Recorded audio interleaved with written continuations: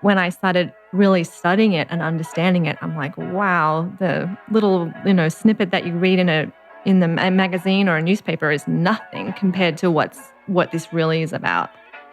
I mean, we are spiritual beings. We don't really have to learn how to live a spiritual life, but I think it's about remembering that we're spiritual beings and honoring that, and then honoring that through how we live our day to day.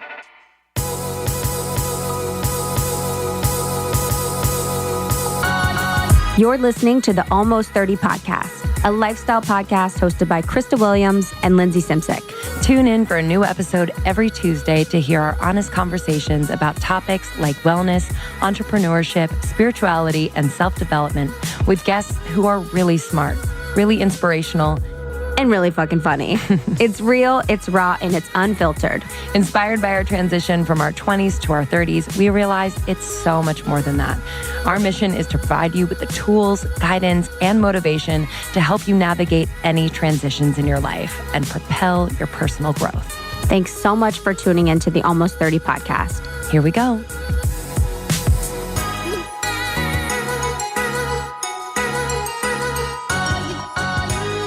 Hello, everyone. Happy New Year. Welcome to the Almost 30 podcast. If it's your first time, we're so happy that you found us. Have you ever seen Big Mouth? No. It's on Netflix. It's so funny. It's like really raunchy. It's really inappropriate, but I really love it. Usually I don't like sex jokes. I'm kind of like, I make them, but I don't like to hear them. I don't know. And it's so funny. It's about kids going through puberty, and there's someone in it, and she was on SNL, and she's amazing. Everyone's probably knowing who I'm talking about, but she plays the hormone monster for girls. And she's this is very interesting. She's the best. Cool. So the premise is there's like kids and they're really young and they have like their hormones. Mm-hmm. So it's like they're acting, but then their hormone monsters are like also acting too. She's like, you luscious drink. Like she just has an amazing, her voice is. Wait, is it Kate McKinnon? No, it's, she was on SNL and it starts with an M. She's, I think she's got like freckles. Oh, Maya Yes. Rudolph? Maya Rudolph. Good one. Cool. Yes. Oh, I'll have to watch that. Yeah, it's amazing. Yeah. So Catch me in my pubescent days. I know. I don't really even. Yeah, I was just really emo. Oh, really? Yeah, it was funny. Like the hormone monster like tells the little girl, she's like, call her by her first name. So she calls the mom by her first name. She's like, get out of here, Lisa. Or whatever the mom's name is. And I definitely did that. Whenever my mom made me mad, I was like, yeah, Terry. Like she gives a shit.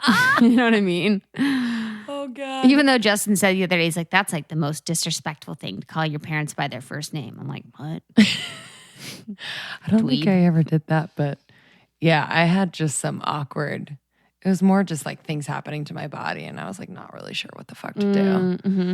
Mm-hmm. That's why you got the American Girl doll book. Oh, yeah. Did you get that? Probably. Mm-hmm. I had everything in American Girl doll. Yeah, it was like the everything puberty book or something. Oh, yeah. Remember that? Mm-hmm. It's like it was like groundbreaking. That was the first book out for girls that like talked about puberty. They're like, undress your American Girl doll. We're going to show you. We're going to show you. I don't actually know if it was an American Girl. I think it was an American Girl doll book. We need a producer. We need Chloe in here. We're just spreading lies. I need someone like. I know. Yeah, it is the American Girl doll puberty book. Yep. The Care and Keeping of You. Truly Me by American Girl doll. Oh. Yeah, man. That's actually the first book in our book club that we're starting. Mm-hmm. The Care and Keeping of You, the true story of American Girl dolls. And it has like a little naked girl with her like little bush.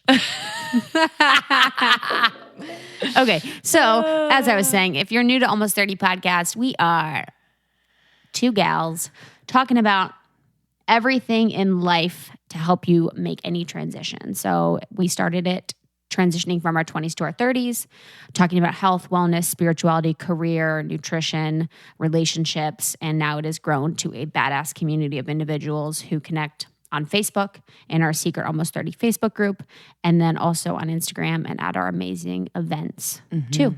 Yeah. It's been a great year. We're excited for 2018.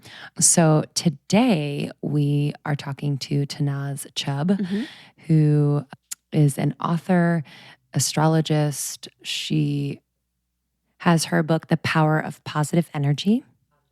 Mm-hmm. She also has her blog, Forever Conscious. Mm-hmm. So this one's a really good one because I know a lot of people in the group wanted us to learn more about the moon cycle, the planetary alignment, and how that affects your personality and your mood and everything like that. So a real deep dive into astrology and understanding all of the things related to that is what we go into today. Yeah. So you'll know your, or at least get started on figuring out your spiritual blueprint as it pertains to when you were born, where you were born. It's super, super interesting. We also talk about her family history and kind of how she got to where she is today because of literally going back like hundreds of years in her family history, which was really interesting. Mm-hmm. But yeah, we have Chloe with us in this episode as well. Yeah, it's really fun. She's actually read one of her books, Pocket Mantras, which she loved and grew up on. And then I have one of her books as well about positivity. That's really good that I read. So her website is a destination for me when I want to figure out what is going on planetarily. So if I'm feeling a little off, it's helpful to go there and kind of understand what's going on in the cosmos so I can really figure out how to manage emotions and manage feelings and kind of ground myself to make the best decisions I can moving forward. Yeah. So enjoy this episode, guys. And please join our secret Facebook group. We are waiting for you in there talking about these episodes and so much more. We love you. Happy New Year.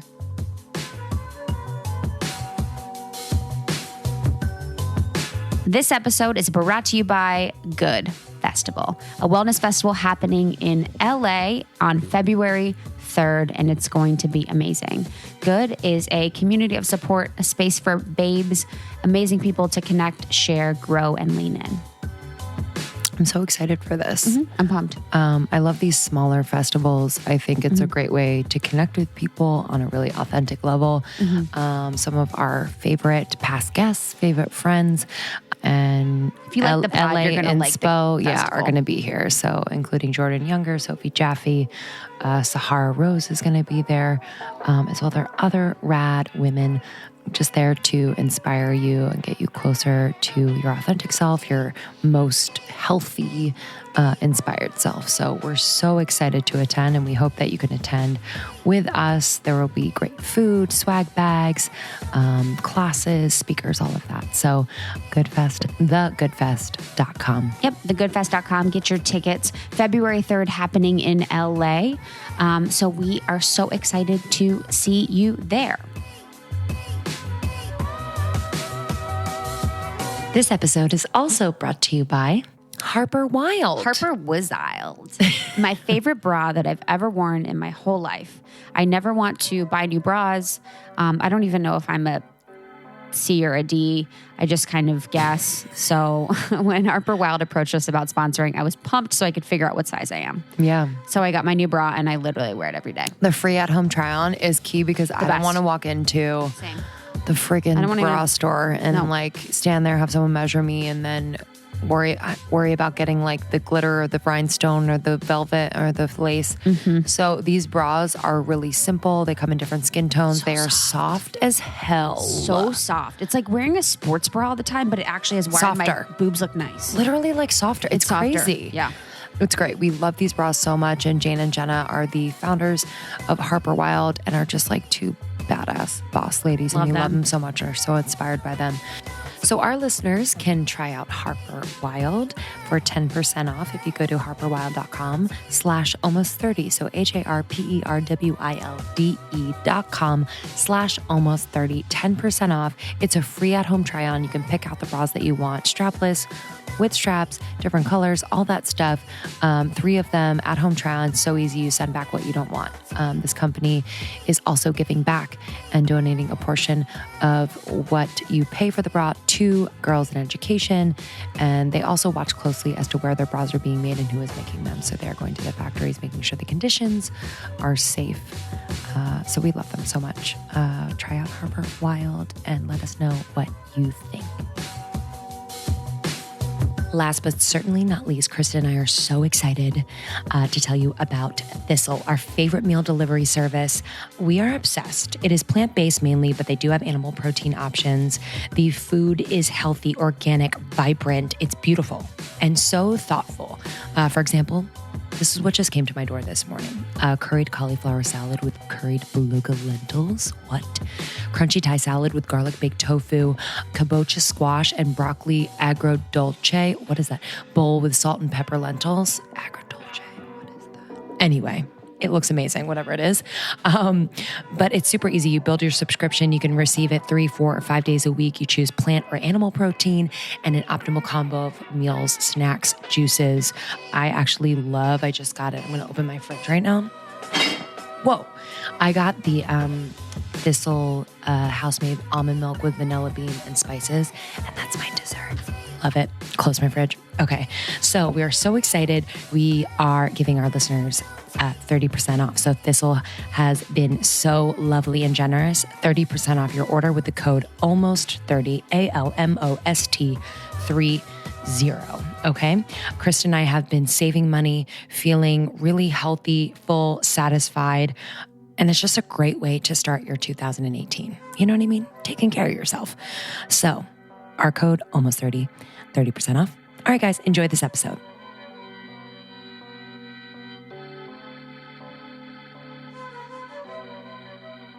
Okay, so welcome. We are a crew of 4 today. Mm-hmm. We are joined by our producer, Chloe. Hi. Hi, everyone. As everyone knows. And our special guest, Tanaaz Chubb. Is that how you pronounce your last name? Yes, that's Okay, right. Wonderful. Always have to ask. I know. Sometimes we get in the zone and we'll keep mispronouncing last names throughout the interview. I've done it a million times. Gosh, I know. And this one's so overdue. We're so pumped to have you here. Pumped. Our community has been asking for it. They love you. They're so interested in astrology. They're spiritually curious. They seek to be more positive, impactful humans. And so I'm so pumped to talk about Forever Conscious, to talk about your new book, to talk about the book that you have. Oh, yeah, from her. Pocket Mantras. Yeah. Yeah, Pocket Mantras. Isn't that the cutest title? Yes. Do you know any by heart? No. Oh my God. My brain's not that great. And just I want to understand too, a lot more about the moon, a lot more about astrology.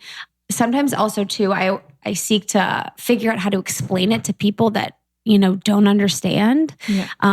Cause I know it works and I believe in it deeply, but figuring out a way that's easily digestible for others is good too. But, let's take a step back. So how do you introduce yourself to people? How do you talk about Forever Conscious? When you're meeting someone, how do you explain who you are and what you do? Well, I kind of introduced myself as a writer firstly, because that's sort of my main inspiration, what I love to do. It's sort of, I feel like I have a message that I kind of just want to put out there. So that's usually how I explain myself. And then if they're kind of open, I'll kind of go into a little bit more and say, yeah, I do astrology and I write about astrology. And I have this website, Forever Conscious, which is all about how to live a spiritual life. I mean, we are spiritual beings. We don't really have to learn how to live a spiritual life, but I think it's about remembering that we're spiritual beings and honoring that, and then honoring that through how we live our day to day. I love that. That's beautiful. And for you, what does being forever, what does being conscious mean? What is that? Sure. So I guess I thought for a long time, what does Forever Conscious mean? I actually came up with the meaning after I came up with the name. I was like, this sounds good, but I don't really know what it means. Details. I that happens to everyone. That's great. That's perfect. So I thought, I should probably really know what, people ask me, what does it mean? And I'm like, I should come up with something. So I kind of have meditated on it for a really long time. And I finally was like, that's what it means.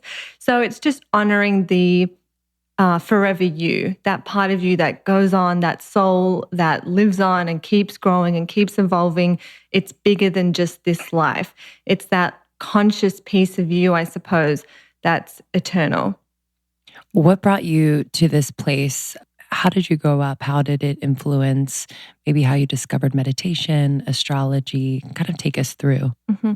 So my family is Zoroastrian, which is a super old religion. It's very, very small. It's what existed in Persia before the collapse of Persia.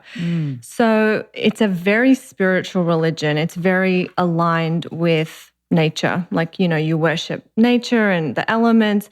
And so my mom has been like her own version of saging the house since I was like little, you know?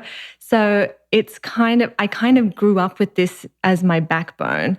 And then I kind of have taken it and sort of morphed it into my own thing. So I had a really good spiritual foundation growing up. And then, you know, I think like everybody, when you're kind of going through those puberty years, you feel super out of place and all of that. And I was really in a like depressed, negative state in my life. And then I just remember like, I don't really know how it happened, but one day I was like, I'm just sick of feeling this way. Like I'm sick of feeling like shit all the time, you know? Mm-hmm. And that kind of started this path of like reading books, like self-help books, you know, listening to these people talk about tuning into that sort of soft, still voice within.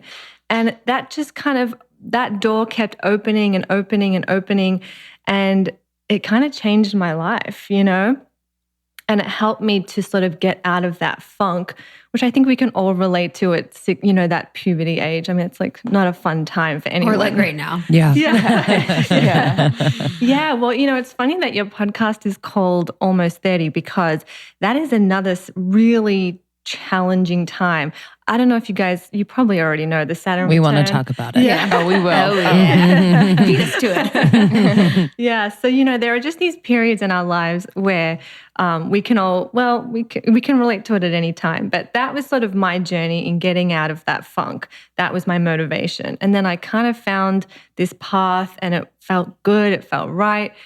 And I just kind of kept moving along. And the books, when you talk about the books that taught you and kind of moved you to be a more positive person, what were some of those books? Well, one of the most influential authors was Wayne Dyer. Mm-hmm. You know, he's passed on now, but his work was, I think I read, what was it called? Something about like manifestation, magic, miracles. I don't know, something like that. And it was talking all about how your thoughts create your reality. And actually at this time, The Secret, I don't know if you guys remember that book. Of course. Yeah, became super popular and everyone was talking about it. So, you know, even though that book is kind of not old news, but, you know, it was just presenting old, you know, spiritual knowledge in a new way, it did help to awaken a lot of people, myself included. It was maybe Change Your Thoughts, Change Your Life by Wayne Dyer. Oh, yeah, that one too. But, you know, this one specifically had, I think, the word magic or something in the title. And I think that's what appealed to me about it too, because I was always into like I think Charmed was on TV at that point. And I was like, Sabrina, the Teenage Witch. Really putting it into context. I was like super obsessed with that show, and now I know why. But yeah, so I was like, oh, magic, that kind of that ties in. What was your first experience with manifestation? Oh, good question. Okay, actually, you know what's funny? Speaking of Charmed, the TV show, it used to come, my parents were like super strict. So like it used to come on past my bedtime, right? So, you know, when you're 12, that's not good. And all my friends would talk about it at school. And so I remember thinking to myself, okay, I am going to manifest that my mom will let me watch Charmed.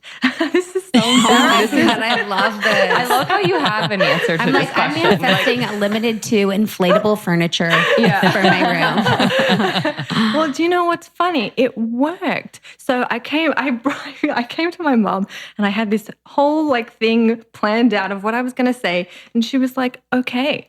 And I was like, wow. That's amazing. So, you know, but let me add on to that. So then next week I did the same thing. So I came to her and I said my same argument and she was like, no. And I was like, oh, this doesn't work, you know, da-da-da-da-da. I was so mad. And then I found out, because, you know, this is back in the day where you had to look at the TV guide and like the TV magazine. Remember that? Yeah, it was a repeat episode that I'd already seen. So it was like meant to be. It was like the universe was saying like, okay, no, you're fine. Don't worry about it. Just don't worry about it. Yeah. Like, it was like, don't waste this on this episode. that's amazing. Oh my God, that makes me so happy. If kids only knew about manifestation, do you know what I mean? The things they would manifest, Yeah. like as children. Well, you know, it's kind gosh. of funny because I told my youngest sister and I was like trying to tell her and she was like, well, I've always wanted a puppy. And I was like, okay. This is your time. We're going to do it. And it worked. She got a puppy? She got a Shut puppy. up. That one took a few years. My dad had to be, kind of coerced into that, but it worked. It worked. That's amazing. Yeah. And for people, so astrology, I kind of want to talk about that too. How do you explain astrology to people? What do you believe astrology is and how can it apply to people's lives? Well, astrology is kind of like the study of the planets, to kind of put it the most basic way. However, I think it's sort of like that when you were born, the planets were in a particular position, and that position holds sort of like an energetic blueprint, because each planet kind of has its own energy, and that energetic blueprint at the time you're born kind of is like, so if we think of that, we're all energy, including the planets, the stars, the solar system, that energy that lives in you is kind of mirrored in what's happening above. So as above, so below. How I kind of explain that to people in a really sort of easy way to get is talk about the moon. So we know that the moon controls the tides, right? We can see that with our eyes. But then think about it, right? We're 70% water. So what do you think the moon is doing to us? If it can move a whole ocean, what's going on inside? And I think a lot of people resonate with that because people already feel slightly off on a full moon, or they'll be like, something doesn't feel right. Oh, it's a full moon. Could that be related?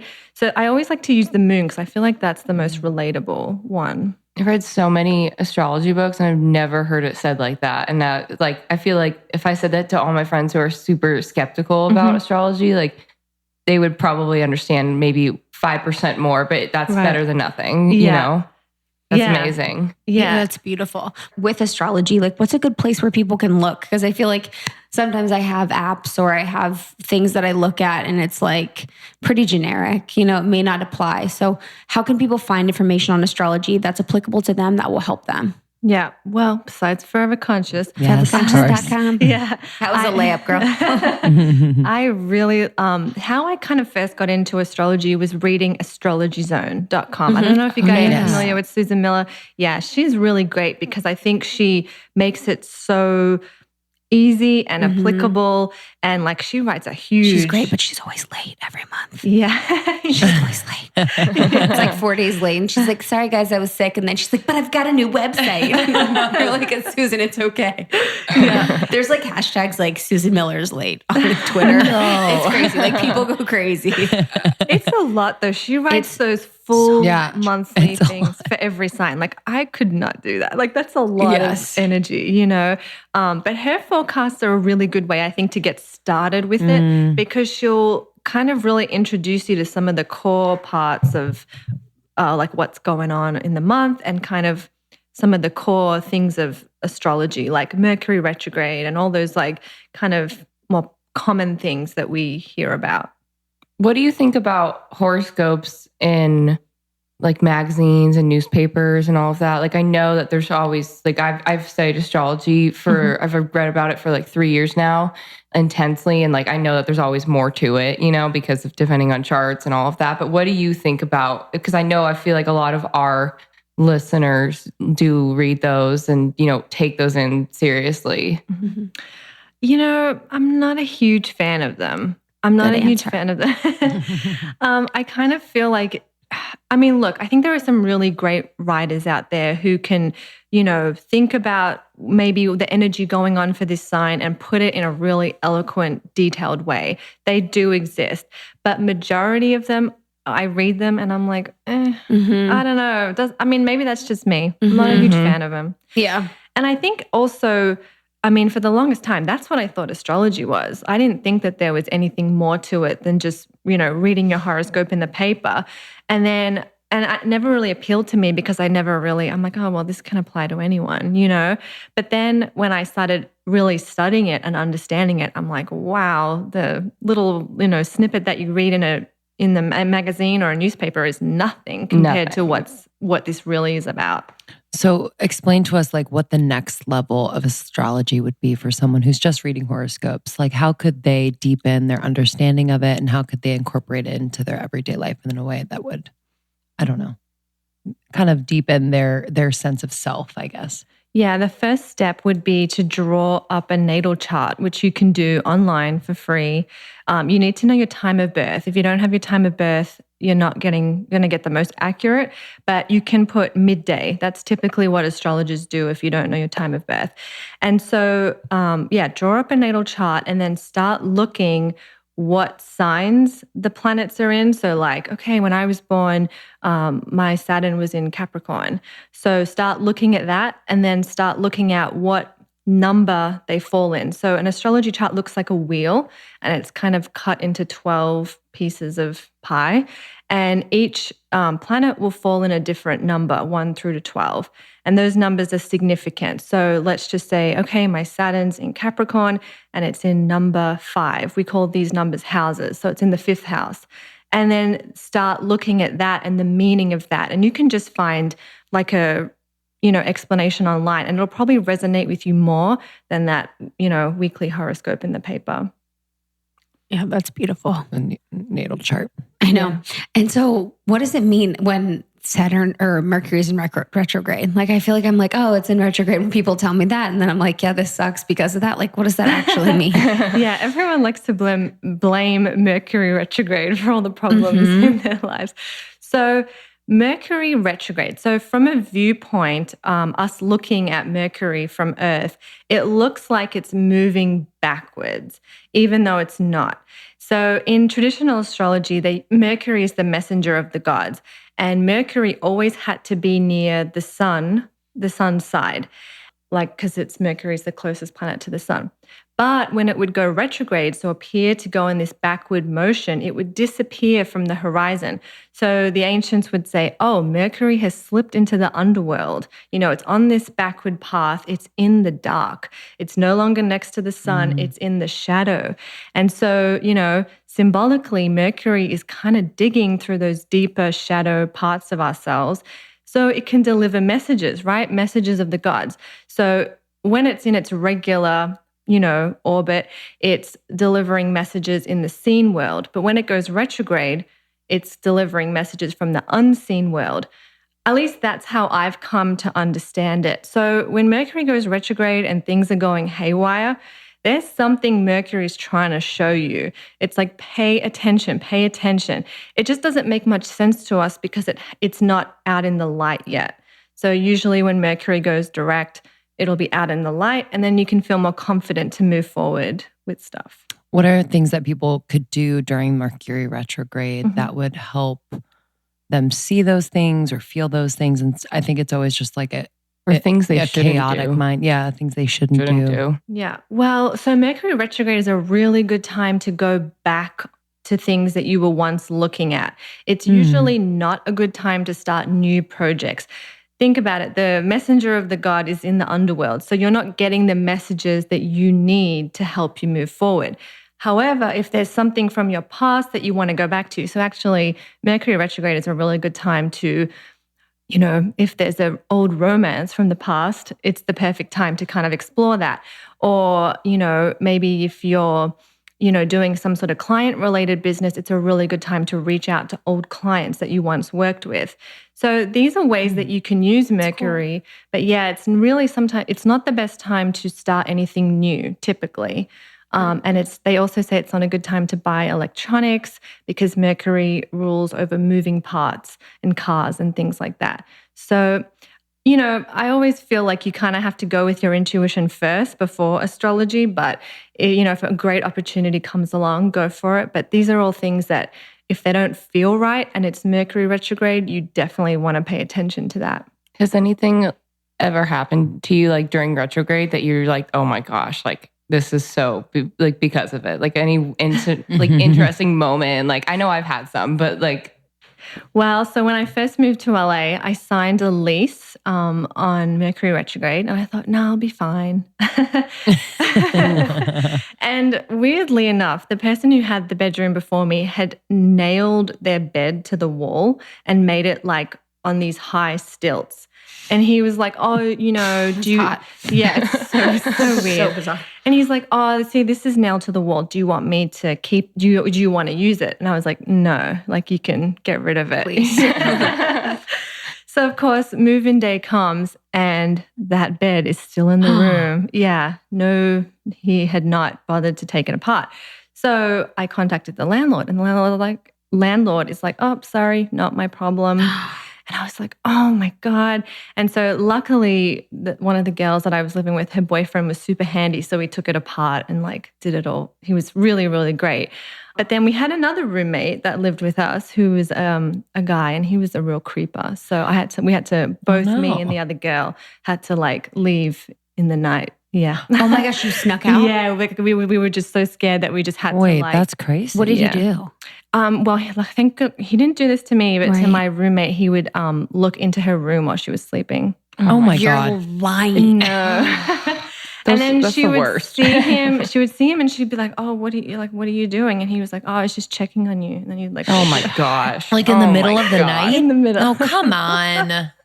Yeah. So needless That's to say, so creepy. she came to me, she told me, and she's like, "We have to go." And I I'm was so like, glad "Yes." you left. Yeah. So look, I don't know if that was Mercury Retrograde's fault. No, but just, it occurred. Do you during find it. that your intuition is sharpened as you like kind of dove more deeply into astrology, like your intuition about other people, if you know maybe their sign or... Well, in that example, before I moved in, I had a dream that this guy crawled into my bed in the middle of the night. Yeah. And I ignored it. I thought, oh, I'm just being silly. Whoa. Yeah. So there you go. So, yeah, it kind of ties together a little bit. Yeah. Kind of. Like, yeah. It's almost like your intuition's warning you about like what's going to happen. I mean, that's life. That's straight up life. Yeah. And I chose to ignore it. I just thought I was being silly. And of course, lesson learned.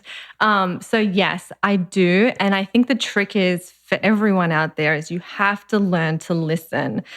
Because I feel like the more you listen, the more your intuition bothers to show up for you. And in what way? Like meditation, or how can people like quiet in that way? Mm-hmm. Meditation is really good, but I know a lot of people say, oh, I really struggle to meditate. Like, how do I, do it? Well, I really like to suggest people to do a shower meditation. There's something about the water and being in the shower that's so relaxing. Like, I don't know about you guys. I get all my best ideas in the shower. Mm-hmm. And so I tell people to let hot water run on the back of your neck, because that's the energy center that can help kind of open up. And you can just sort of stand there and just listen to your breath and feel the hot water on the back of your neck. And you don't have to ask for any answers, but just try to see kind of what comes through. And then the other thing you can do is when you're in that still space, and let's just say you do have a really pressing question, you place your hands over your heart and you try to push the energy into that part of your body and listen. Just listen and, see what the answer is. Another good exercise you can do is to think about your question and then think about all the fear, like, just allow your mind to just, dump everything about this question, the pros, the cons, the good, the bad, and then take a deep breath, take a moment to center yourself and to get into the present moment so you can look around the room and maybe, identify 7 things just to get you present. And then again, place your hands on your heart and then ask your heart the same question. And what this does is it kind of, you've already sorted through the noise, and then this allows you to just kind of tune into that softer, quieter heart voice. And the more you practice, the easier it will get. I love that. I've never done the shower thing. Yeah. But I love the It shower. makes sense. Yeah. Yeah. That's why I don't get good ideas. I don't shower enough. That's probably it. So yeah, like you touched on earlier, almost 30 is a lot about the Mercury Saturn return. Mm-hmm. So a lot of our women, a lot of our listeners, male and females, they're going through a lot of transitions. They're going through like a really defining time in their life. Can you talk about the Saturn return? Sure. So Saturn return is like the first big, probably like the big questioning moment of your life. Saturn in astrology, he kind of gets a bad rap. He is like the harsh teacher that wants to make sure you've done your homework so you can get where you need to go, right? So Saturn comes along, you've been doing what you've been doing, and then you turn 28, 29, depending on where Saturn is in your chart. And Saturn comes along and it's like, what are you doing? Like, all right, I've got some questions for you. Why have you chosen this path? Who are you? Are you living up to he'll come and he'll challenge you to really think about what you've been doing and what kind of track you are on. And so that can be pretty intense. It is really intense. It kind of forces us to kind of go into this questioning of our life. And Saturn at this stage also asks you to make a commitment to something. So you've been, maybe you've kind of had a few options on the table, or you've kind of got to explore a few avenues in life. And then Saturn's like, okay, you got to commit to something now. So a lot of people get married in a Saturn return. A lot of people start jobs. Some people have children. It's just things that you kind of are committing to in your life. So that in a nutshell is sort of the essence of the Saturn return. It's kind of like a big defining moment in your life of who you are and where you are heading. And Saturn also wants to take responsibility. So if you have not been taking responsibility for something in your life, by the time Saturn's done with you, you will be. And it can last for a few years. Is that correct? Yeah, about 2 years. 2. Yeah. Have you experienced yours or? Yes. So I don't want to age you. So I just started my Saturn return, but it has not. So because I know the degrees of where Saturn is in my chart. So my Saturn is in Capricorn, and Saturn moves into Capricorn in December. So officially in December, I will have my real first taste of my Saturn return, but I've kind of already started to go in that direction. In what way? Oh, gosh. So this year has really raised a lot of questions for me about who I am, where I'm going, and kind I don't think you're the only one. No, not at all. Yeah. I've definitely started to feel that. Yeah. Yeah, I was thinking about you making it even more specific with what the purpose is of what Saturn wants you to think about. And like both of us experience moves across the country, but I think really I'm thinking about like making a commitment to my career, to my acting, and really getting serious about it makes more sense to me. I think like the moves and the shifts happen, but like I think that was kind of what it is and what it is right now. Yeah, like that would be a really good, so Saturn would say to you, okay, what do you want to do with your life? And then you're like, okay, I really want to pursue acting. This is my passion. And then it's like, okay, well, take responsibility for that. Exactly. So it makes a lot of sense. And what is the best way for someone who's maybe just learning about their Saturn return to lean into it, to really get the most out of it? I think the biggest piece would be to firstly not be afraid of it. And then to secondly, really ask yourself, what do I want my life to feel like? And then what steps am I currently taking that is how are they resulting in my life now? And then how can I change that if it's not what I want to feel? Sure. So it's kind of, Saturn's very practical. You don't have to kind of get way out there. It's very direct and simple. Saturn return is already complicated. Don't complicate it anymore, So it's a really direct, practical steps. It's like life is saying to you, okay, if this is what you want, then show me that that's what you want. Start. It's black and white. It's not very, like Mercury's more like gray. Like you're just like, you don't know what's going on and there's stuff underneath you, like you said. But I feel like Saturn is more black and white. Like, okay, you know what you need to do it. Yeah. Exactly. And let's just say you have been kind of moving along, doing something that's not aligned with your path. Well, Saturn will come and help you to realize that too.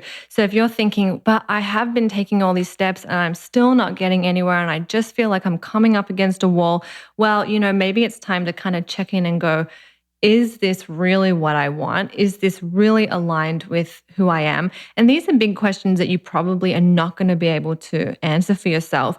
So break it down into small steps. And that's why I like to tell people to think about how they want to feel in their life, because it's so much easier to find a feeling than it is to find something tangible, if that makes sense. Mm-hmm.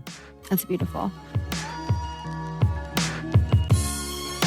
We interrupt this episode to bring you a word from our sponsor, Four Sigmatic. I don't know if you guys heard the episode that Lindsay did with Tarot, the founder of Four Sigmatic, but it was amazing. It's chock full of info. It's so crazy to talk to someone who is probably like one of the top experts in the world on mushrooms. Totally. It blew my mind. Yeah. Mushrooms are happening. Yeah, it's the new. It's the new. It's the new. But it's the old. Oh my God. You're True. so right. Do you know what I mean? They've been foraging mushrooms for centuries. Mushrooms have been around for centuries. It's not weird.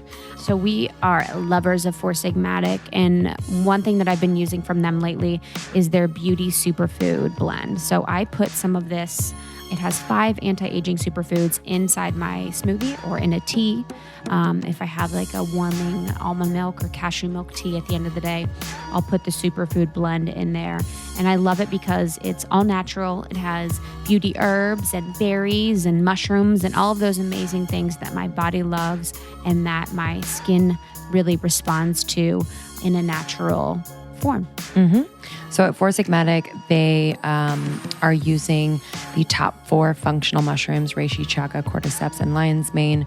We incorporate them into our daily routines for focus, for energy. I use reishi before I go to bed. I'm loving how I'm feeling on it. There is no like jitters at all. So if you are trying to kick your coffee habit, one way to do it, I've completely kicked that habit.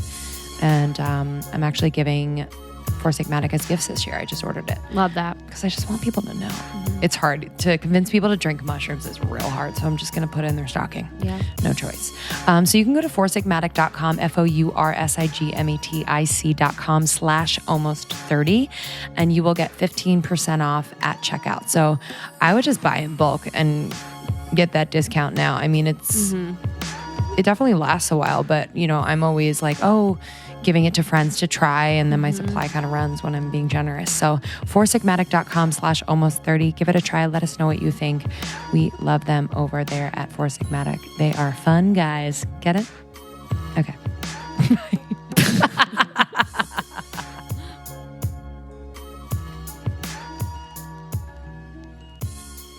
And for spiritual practices, like what are some spiritual practices that you swear by, that you do regularly? I love journaling. I don't know, maybe that's because I have the writer thing going on, but one of my favorite exercises is first thing in the morning. This is actually, I didn't come up with this. It was Julia. Morning pages. Yes, exactly. So yeah, first thing in the morning, you get up, you have a notebook and pen by your bedside, and you just start writing. And usually you try to do 3 pages back and front without stopping. And it was this writing practice, when I started doing it, I realized all the junk I was just carrying around in my mind, and I would see it on the paper and I'd be like, wow, gosh, I had no idea this was like, festering inside of me. And then eventually I noticed when I started writing that I would get messages coming through. My intuition, my guides first came to me through the writing exercise. So actually, my guides first came to me when I was younger, but again, after I sort of had my spiritual awakening, they came back into my life through this method. For those of our listeners who don't know what guides are, can you explain that? Sure. So it's kind of like your spiritual guidance team, maybe like a guardian angel, but more like a practical, down-to-earth guide that exists in the spirit world that's kind of here to guide you. And we all have one, or we all have several rather, and everyone can kind of tune in. I tell people you just kind of have to invite them into your life, invite your spirit guides into your life, and then just kind of trust. How do you know you have one? Like, how do you know like they're there? Well, like that piece of trusting first and then being shown kind of applies in this situation. It's kind of like just trusting that you do. Some people, like, for example, when I was a kid, I was going for an operation on my toe. It was totally nothing serious at all, but I was really nervous. And I remember like in this half dreaming state, seeing this woman standing above my bed, and she was just like super calm and like loving. And she said to me, "Oh, like, you're going to be fine. I'm going to be with you all the way." And I mean, at the time I was just like, okay, like, cool. Yeah. And then sort of as I had my awakening and kind of went on this spiritual path, I was like, oh, this is a guide. I didn't really know. I mean, since that moment, seeing her at my bed, I could kind of always feel her around, but I never really gave it much attention. I kind of just thought it was stupid. Like I kind of just thought it was my imagination. And then it wasn't until I kind of was like moved through this path, I was like, oh, I think that's my spirit guide, you know? Mm-hmm. So I know it's probably not going to feel as easy as that for everyone, but it's just about trusting, inviting them into your life. And I have some stuff on foreverconscious.com, but you can read up about different techniques that you can do to kind of invite your guides in and have them kind of, be an active part of your life. What are some of those? Oh gosh. Okay. We'll link it in our show notes, but also too, I'm really curious. Sure. Okay. So I, again, would tell people to kind of get in a calm, meditative state. And then I would just, put out an invitation, say, I welcome my guides and my angels into my life so they can guide me in the best way forward. You can say whatever you want, but that's a good place to start. And I would just keep doing that, keep saying that. And then when you have a question, start kind of, in your meditation or even in your day-to-day, reaching out and speaking with your guides. Ask them questions. You may not hear an answer, but just getting that dialogue going can kind of get the ball rolling. And then I really recommend the journaling exercise that I mentioned before, because I have given it to a lot of people who have wanted to connect with their guides, and it works a lot of the time. Do you have to say it? This is a silly question, but do you have to say it out loud or can you just think it? I think when you're first starting out, you have to do it out loud. Yeah. I know. Someone told me once, I think it was like a medium. He's like, you have to speak with someone that was coming through. He's like, you have to speak to them out loud. Like they need to hear you. Like, I don't know. I didn't ask why. I just said, okay. But yeah, I think in the beginning when you're making contact with, guides or even loved ones, there's something about saying it out loud that's more, I don't know, definite, concrete, meaningful. And then as you kind of go along and you get sort of the hang of it, then you can kind of do it telepathically. But yeah, I think in the beginning, if you're starting out, say your invitation out loud with meaning, have your conversation. And I know, right? What do they say? Talking to yourself is the first sign of madness, but I don't know. No. Yeah. We talk to ourselves all the time. I know. We're all mad. Yeah. We're all crazy. But yeah, I definitely think if you're starting out loud is good. And then you'll kind of know like, okay, I can have this conversation in my mind, Okay. Yeah. I love that. Thoughts on dreams? I would love to talk to you about dreams. Yes. Love that. Yes. Dreams are another great way. If you have a hard time kind of turning your mind off and tuning into your intuition, go to your dreams. Like, what a good tool we have. So again, every night before you go to bed. So with the dreaming, I think it would be good to do a brain dump before you go to sleep. So writing out everything that's on your mind. And if you're the type of person that likes to get up in the middle of the night and you don't have a really restful sleep and you kind of are not dreaming because you're not sleeping very well, again, have that notebook by your side. And if you're awake in the middle of the night, write down what's on your mind. Usually this will help you to kind of calm your mind and go back to sleep. So do your journaling before bed and then ask your guides, angels, your intuition to come to you to, receive messages in your dream. Please come to me in my dreams. I'll be open to whatever messages you have for me. And then if you're going to do this, you have to start keeping a dream journal. So writing down your dreams every night, even if they seem like garbage, because eventually you'll start to see patterns or a story will emerge or you'll start to get clues. It may not make sense to you today, but tomorrow it will. So that's another part of that is writing down everything.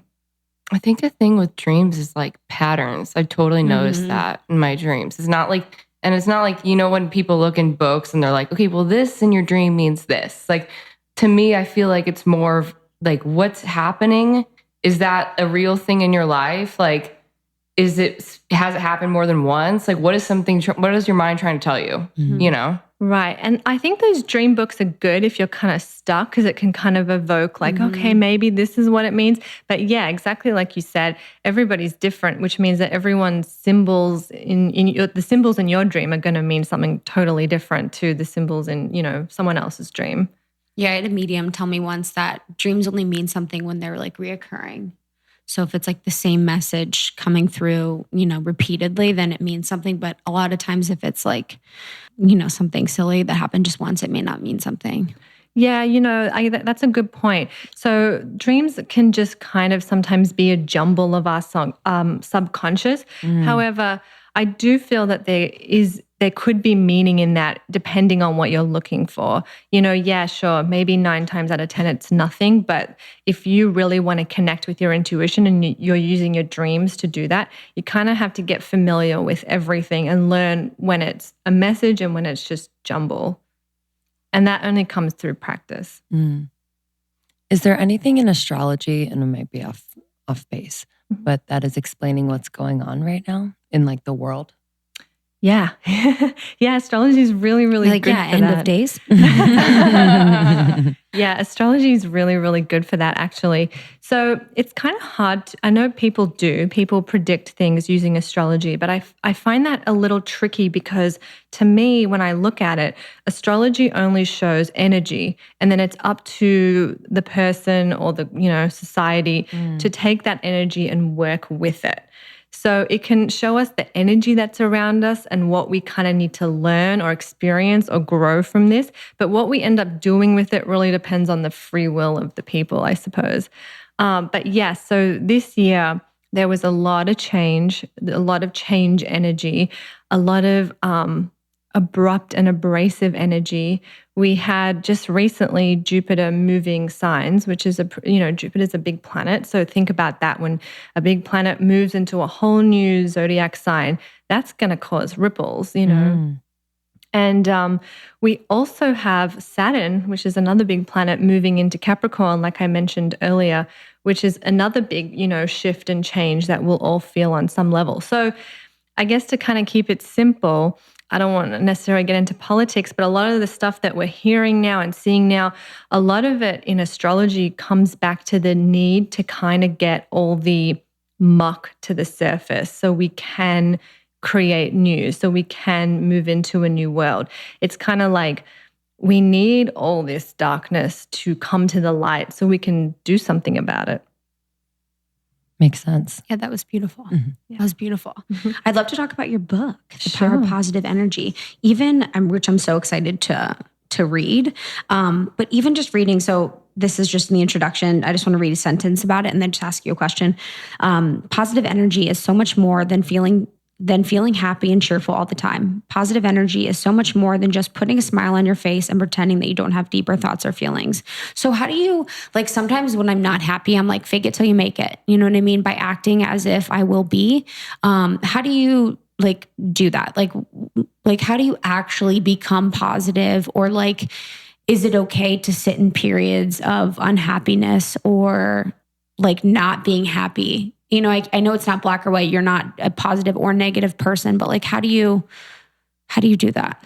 Yeah, I think it's a really good question because I feel like a lot of people are like, oh, I have to be happy all the time. Otherwise, I'm a bad person. I'm going to manifest the wrong thing. My life's just going to suck. And no, we are here to experience all emotions. We have to experience anger, regret, sadness. We are light beings, our natural state is love and light. We don't need to learn that. We're here to learn the other stuff. So, and in the book, I kind of touch on this, is that living a life of positive energy is really about being aligned with your soul. And to get there, you kind of have to allow yourself to experience and be okay with the negative, be okay with the anger, be okay with the harder emotions when they come up.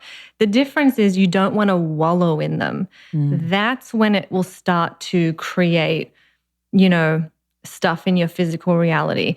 When you find yourself wallowing, oh, poor me, this happened, which we can all do, that's when you have to pay attention and snap out of it. But if something, has happened in your life, you lost your job, relationships fallen apart, yeah, it's normal to be upset and angry and all of those emotions. So it's remaining, I guess, hopeful or neutral in that way. Well, I guess it would be allowing yourself to feel how you feel. Yeah. Allowing it not wallowing in it, but allowing it. So, usually when we do have a heavy emotion come up, we suppress it. That's the natural state that oh, no, I shouldn't be angry. Like, I'm just going to bury this, and I would say, no, let that anger come out, do something with it. Either if, confront somebody in a nice way, hopefully, about it, exercise, allow yourself to kind of feel it. So a spiritual practice, and this is something that Eckhart Tolle says, and I find it really, really helpful, is when you have a negative emotion, sit in it and really allow yourself to feel it. Give yourself permission to feel whatever it is, the fear, the anger, the hurt. And when you give yourself permission, it's actually really interesting. It feels really intense for a moment, but then it kind of just passes through you. And you kind of have to keep doing it. So you'll kind of get this moment of intensity. It'll feel really like, oh my God, this is terrible. I don't want to feel this way. And then it passes. And then you can kind of go on and then it'll rise up again, allow yourself to feel it, and then it passes. And eventually you'll have to do that less and less and less. And that really works. Yeah. I feel like that's just healthy for someone. You know what I mean? Like, it's not, I've seen so many friends and people I know that like hold things together and it tears down everything around them. Like the things that they are so hard on themselves for, the things that they have problems with, they just don't talk about it. And like acknowledging it, like that's so important. And it's healthy. It's like how the body should work. Yeah, that's so true. And I think our generation, we've talked about this on recent podcasts, just we're obsessed with, being happy all the time. Like I have to be happy. I have to be fulfilled and all of these things. And so if I'm not, I'm going to be super low and everything feels chaotic. So yeah, I think our generation would be more apt to wallow in it. And maybe our parents' generation, at least in my experience, like they'd be more apt to kind of endure it or sweep it under the rug, but endure it and just take pain or unhappiness as well. This is what has to be. Yeah. Do you know what I mean? Yeah, for sure. For sure. Like, especially with social media now, like, we're just inundated with pictures of people doing happy things and you're just like, well, I'm just sitting on the couch, you know? So yeah, definitely. Like it is this kind of culture. And, I guess now it's like, it's like sort of so much part of the culture, like, yeah, be happy. And, just, you have to be doing something that you feel passionate about. Otherwise, like, oh, you suck, And I think that people put so much pressure on themselves to be that way. And often when you take away the pressure of trying to be like that, it just kind of happens naturally. And, I touch on this in the book, even though I give exercises and I kind of talk about, different ways that you can live your life. At the end of the day, the biggest message I think out of that book is just be yourself, just be you. You don't have to try and be happy. Don't try to, be this person that you think you should be. Just be you. And then everything else will come from that. Love that. Yeah. Do you believe in past lives?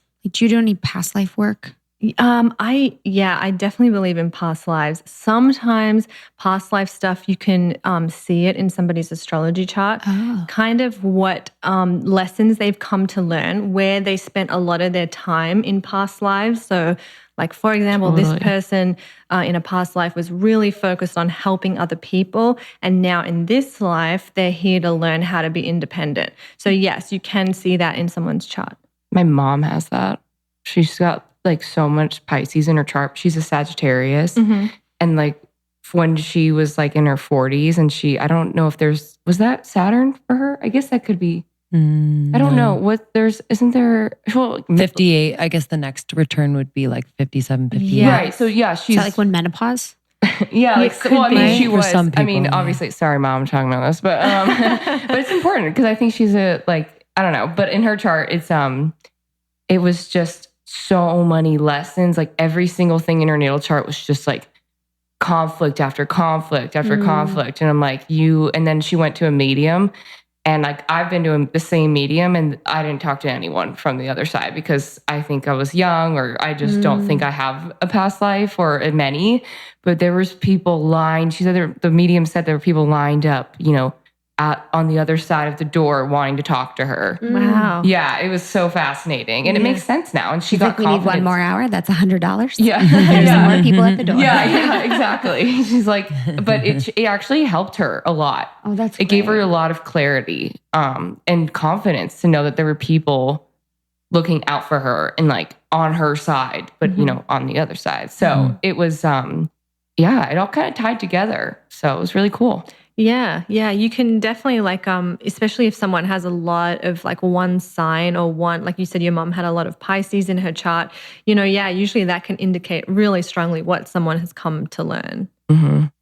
What is that too? Is it part of the wheel where if you're Pisces, it's like your last round on Earth or something, like before you ascend, and then like Aries, what's before Pisces or after is like your first time on Earth or something like that? Like they say Pisces is like the oldest sign in the chart. Yeah, so Pisces it's the 12th, so it's typically the last. But I think that there are other markers in a person's chart that will kind of indicate. I actually like to look at Pluto for that. So if I see Pluto, I wanted to ask about Pluto. Yeah, I was going to ask about Pluto Pluto's too. like my favorite. Isn't it not a planet anymore? It's almost like a shit disturber, but like in the best way possible. Isn't it like a moon now? So they call it a dwarf planet. And actually it's interesting. My astrology teacher said when Pluto got denounced as a planet, he was like, this is a sign of the decay of human consciousness or whatever, because or something like that. Because, Pluto is the highest vibrational planet. It's like, it's intense. It's all about death and rebirth. And it's like that. Is it ruled by Scorpio? Yes. Yeah, exactly. Is it the highest vibration because it's the furthest from the sun? Yeah. Okay. Yes. Wow. Yes. And it's the highest vibration of Scorpio energy too. And Scorpio energy, I was just talking about this. Scorpio is one of the most misunderstood signs in the zodiac. Hands down. Yeah. Yeah. I love Scorpio. Scorpio has so many layers. And so a lot of people meet Scorpio on some of the lower levels and they're just like, yeah, exactly. The depth. Yeah. But when you like, Scorpio has the highest potential to awaken in this life, I think. And persevere, I feel like. Yeah. They're all about kind of breaking things down and building it up, like this whole death and rebirth, like Kali energy.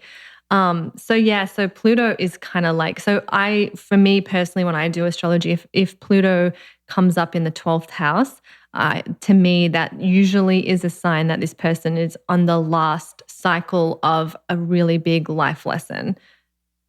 One last thing. Sorry about Pluto, but sorry, Pluto, you're a dwarf planet. We're giving you so much extra love today. Yeah. But basically, I've read that Pluto was in Scorpio in the 40s, the 1940s. Is that right? I think so. Yeah. And like all of the things, like there was World War II, there was the Holocaust, like all those things. And like, I think there was a lot of destruction going on. And then I read that it was in the, I forget which one it was. Hiroshima. Yeah, exactly. There's so much going on like in that. And it made a lot of sense to me. And then I read that it was in the early 2000s when, the tech age, the computers, I don't remember what sign. September 11th.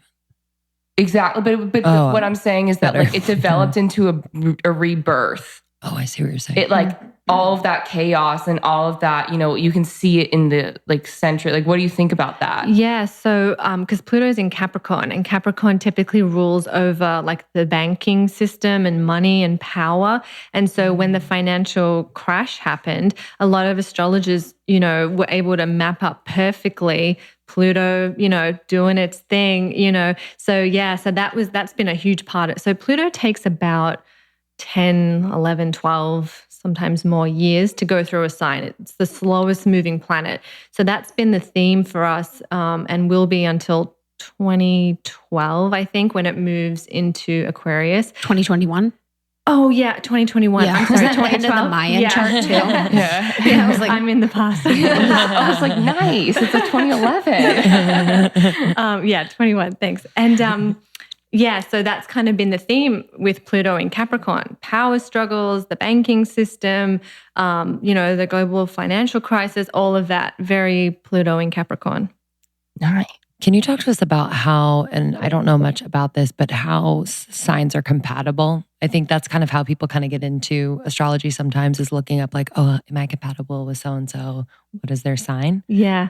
So my sort of rule of thumb with that is to look at Venus and Mars, the two lovers. That's a good place to start. So typically for a woman attracted to a male, you would look at the sign that your Venus and your Mars is in. And then depending on what that is, that's what you will, be most attracted to and would complement you the most. So if your Venus is in Sagittarius, you're going to do well with the Sagittarian. If your Mars is in Aries, you do well with the Aries. Oh. Yeah, so that's kind of how you can start looking. It goes a lot deeper, and it's really, really intricate, but Venus and Mars is a good place to start. Cool. That's like such a shortcut to do it. You know what I mean? I feel like people make it way too complicated. Like I've read so many books where like, okay, well, if you're this Taurus, if your sun is in Taurus, but your moon's in like Aquarius, it's like, oh, you can't go with another Taurus. Like, I don't even know, but it's just like too much math for me or whatever. It is really, really, really complicated. So at the end of the day, I would just tell people like, you'll know if you feel compatible with someone, But yeah, so Venus and Mars is a simple way to look at it. Also, if you have your natal chart, you can look to see what sign is on the cusp of your 6th and 7th house. So, it's like, for example, mine is Sagittarius and my Venus is in Sagittarius. So again, Sagittarius would be a good match for me. But that doesn't mean that you can't get along with other signs, or somebody else might have a really strong Sagittarius in another part of their chart. Like you mentioned your mom's Sagittarius, but she has a lot of Pisces energy. So, that would apply. And her best friend's Pisces. Yeah. Boom. Yeah. Done. Yeah. Yeah. So it is really, really detailed. Mm-hmm. What has it been like to... like with your family and friends, as you've like kind of gotten deeper into this over the years, like has it been challenging to help people understand, or have they all been very supportive? Yeah, they've all been really, really supportive. So I've just been lucky in that way. Like, even though what I do is pretty out there for my parents, they've never... like they've always just been like, okay. So yeah, so cool. Super supportive. Yeah. Do they still practice? What's the religion? Zoroastrianism. Yes. Yeah. Zoroastrianism. Mm-hmm. And where can you tell us more about that? Sure. Oh gosh, I'm pretty bad actually. I probably should know more. You're a bad Zoroastrianite. So it existed in the time that Persia was Persia. So it had a lot of, I guess it was all about the elements. This is like way back, way long time ago. So it was all about the elements. It had actually a huge astrology component, which I found really interesting. I didn't know that till afterwards. And it's basically like they have 3 tenets of the religion, which is good thoughts, good words, good deeds. So, pretty simple. There are a special set of prayers and people pray by the fire, but you'll also have, flowers, sandalwood to represent earth and fruit to represent like abundance. And we have 4 New Years a year. It's a lot. Oh, wow. And they fall each on, I think on the equinox and the solstice. So again, it's all very like about nature and in harmony with nature and kind of being in harmony with nature. So it's very, I guess, environmentally conscious as well. That's all I kind of really know about it. I like that. I'm one. I'm going to become one. Yeah, it's a really easygoing religion actually, but there's a lot of politics in it. They don't allow conversion because, because what was happening. That's probably why it's not that big anymore. Well, exactly. So a lot of the new thought is like, no, we should allow people if they want to join, they should join. But a lot of the old, very traditional people are like, no. That's weird. Yeah. So that's why it is dying. Yeah. Mm-hmm.